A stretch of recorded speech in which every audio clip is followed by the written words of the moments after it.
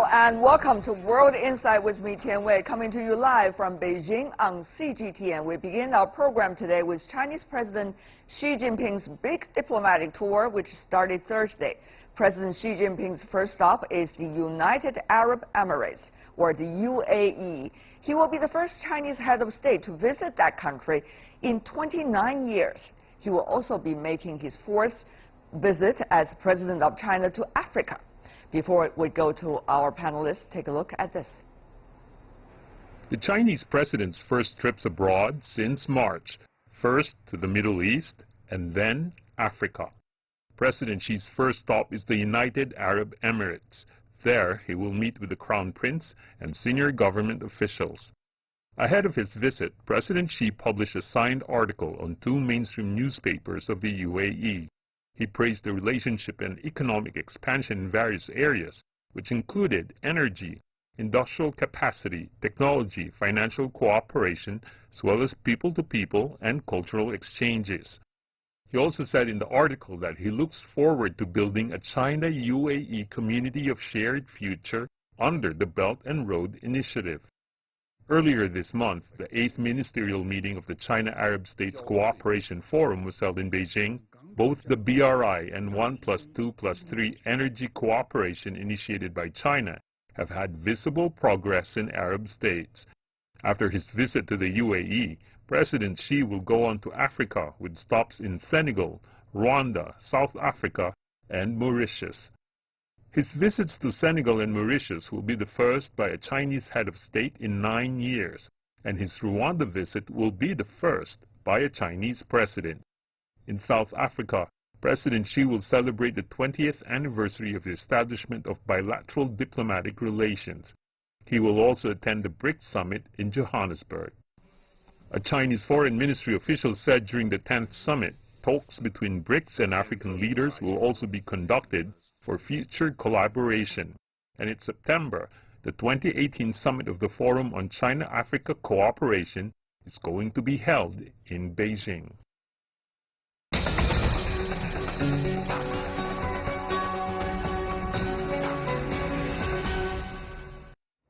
For more discussion on President Xi Jinping's tour, we are joined in our Beijing studio by Mr. Li Guofu, who is the director from the Center of Middle East Studies at the China Institute of International Studies. Welcome, sir. Also joining us on the phone in Johannesburg, coming from South Africa, we have Mr. Anil Suklaw. He is joining us on the phone later. Let me begin with you, Mr. Li, about the trip that Chinese President Xi Jinping is making to African countries. Fourth time. That's really quite a record, isn't it? There is a tradition that Chinese leaders, before even they become the top leaders of the country, they will always visit the African countries. And obviously that tradition has been continuing even today. I think, as our tradition would show that China is very friendly to the African countries and attached great importance to our relations with the African countries. Chinese foreign minister, the first visit of the year, and usually would take the Africa. Right. And this time, it will be the third time of Chinese President Xi Jinping's visit to the African countries. And he will visit some of the African countries and also attended the BRICS summit in Johannesburg. Right. And right now we are joined on the phone by Mr. Suklaw, who is coming from Johannesburg, South Africa. Mr. Suklaw, I hope you could hear me well.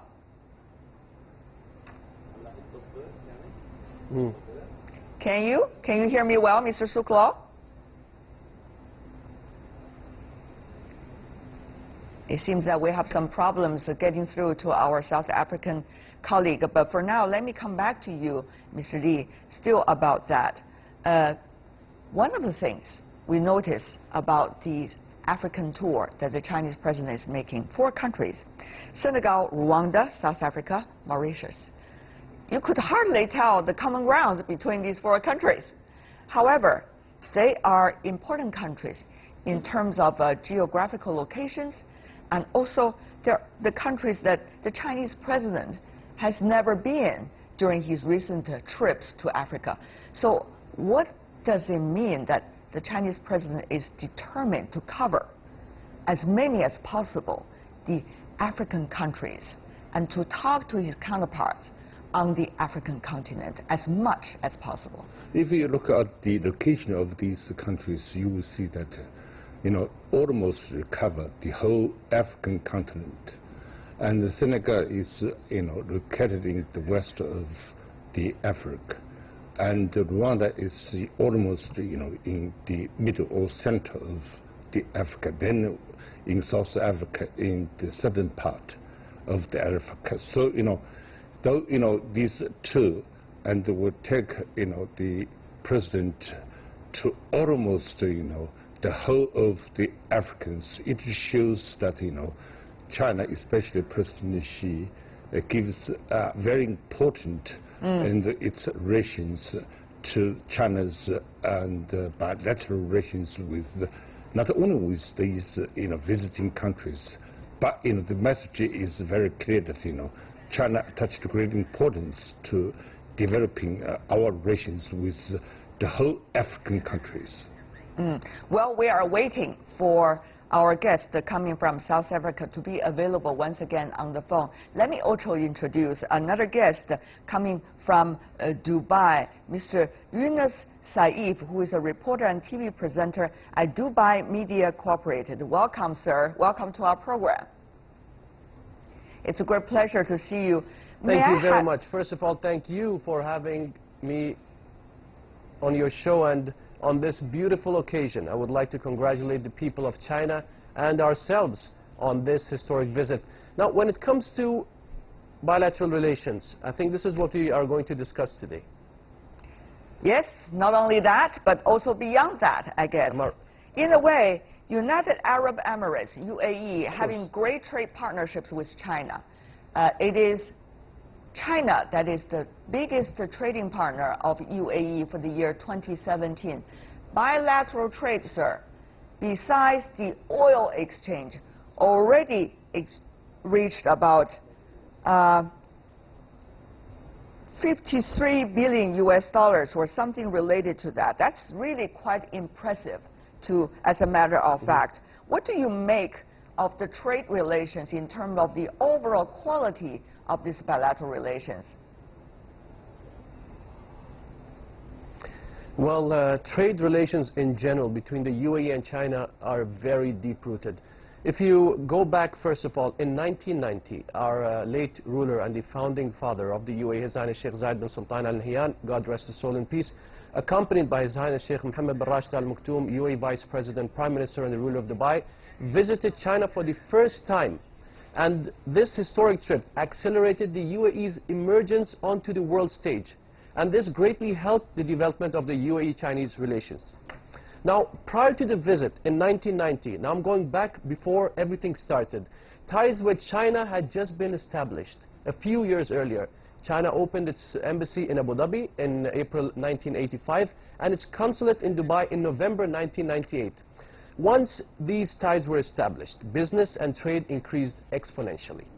Now, the relations were also reinforced by consecutive visits by both sides.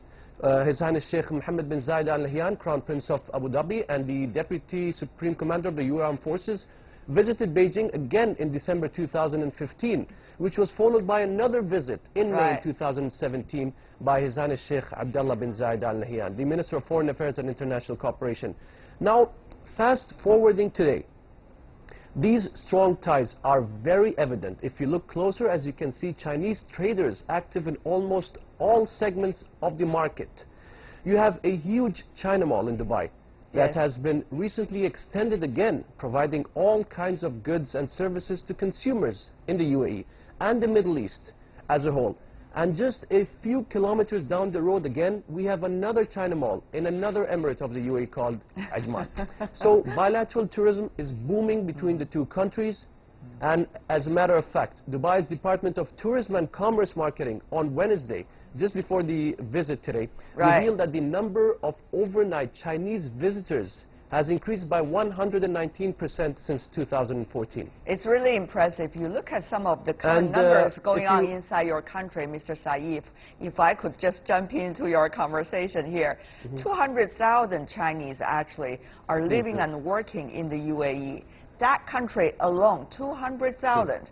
And you also look at some of the other numbers. There's likely to be a new Chinatown being built just 10 minutes drive away from the Dubai International Airport.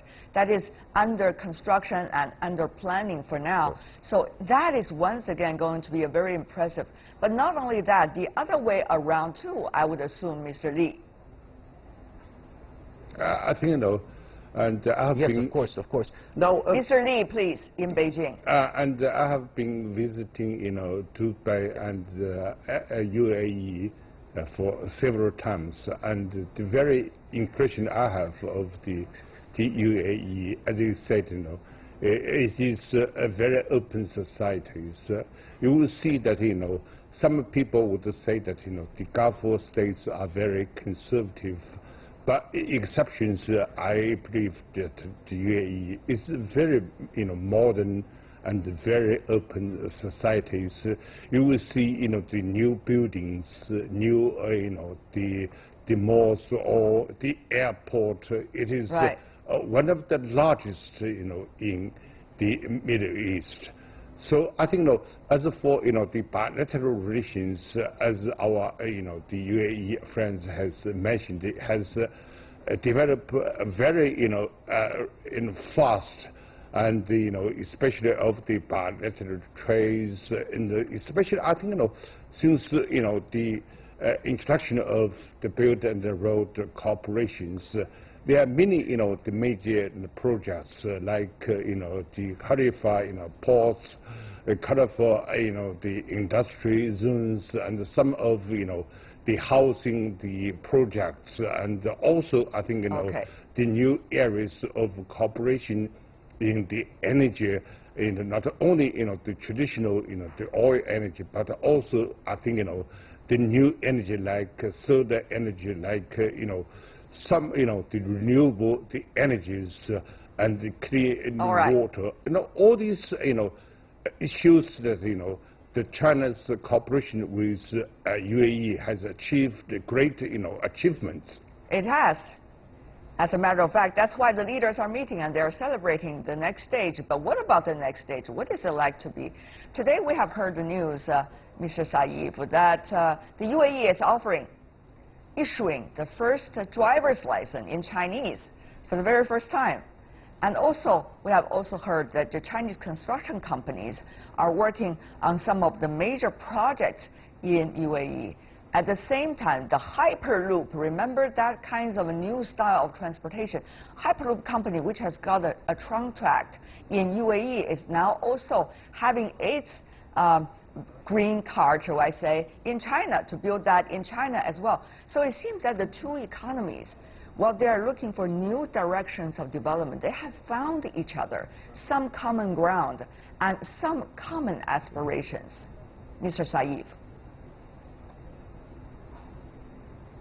Yes, definitely. I mean, looking at the numbers you mentioned earlier, the UAE and China are connected by strong and developing economic and commercial relations. And the size of their commercial exchange in the first half of 2017 alone reached $20.25 billion US dollars, with 13.97 billion accounting for China's exports to the UAE, while 7.8 accounted for the value of imports from the UAE.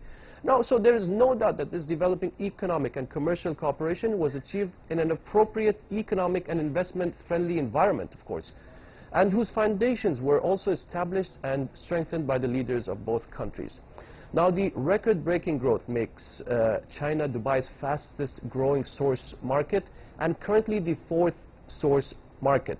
Yeah. Factors that have also helped expand this relationship is the visa-free travel between the two countries. China announced that it will exempt UAE nationals from, who are carrying ordinary passports from obtaining pre-entry visas, with the possibility of staying in China for up to 30 days since the beginning of this year. The governments of the UAE and China reached a series of agreements that establish legal and legislative frameworks and determine the foundations of managing their cooperation. They also signed an agreement, if you go back, avoiding double taxation and encouraging investments, as well as another in the area of aviation. I see. Now, Emirates and Etihad fly Okay. to numerous cities in China a few times a day. Well, there's a long list of things we could tell our viewers worldwide, isn't it? But having said that, though, is this all about economics? Of course. Is it all about finding another partner at a time of dramatic change in the world? Is it all about earning money and making money? This relationship. If we take a look at some of the things that the two countries have been talking about, it's not just the specific deals, but rather a vision. Middle East countries have been active in participating in China's Belt and Road Initiative, together with some of the other joint projects that both sides are working on. Not long ago, when talking to the Secretary General of the Arab League, Mr. Ahmed Abu Ghaid, he explained how League members feel about the initiative, UAE included. It is being supported fully by Arab countries because historically the Silk Road has been there between China and Arab Muslim territories towards Mediterranean and Europe. So all you're doing is to renew that effort, and the Arab countries are embracing it, showing great enthusiasm, and I hope that it will be a success, and I'm sure it will be a success. My exclusive interview 2 weeks ago with the Arab League Secretary General when he was in Beijing attending the Forum on China-Arab countries' relations. Going back to you, Mr. Saeed, I mean, and right now, the Middle East is going through grand transformation, not only economically, but also politically. You see the United States certainly having a very different agenda than it used to be when it comes to its relations with the Middle Eastern countries. And you see the rise of regional countries that are becoming much bigger power in the region. For example, in the Middle East, Iran, Turkey, and some of the others. So what does a stable relationship with China mean for a country like UAE?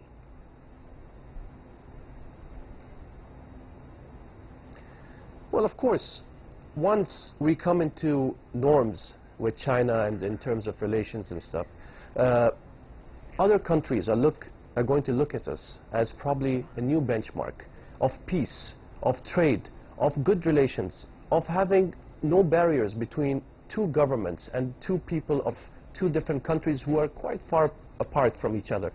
So maybe this is the time to show to the world that, you know, it's all about removing barriers. It's all about, you know, being more friendly to each other.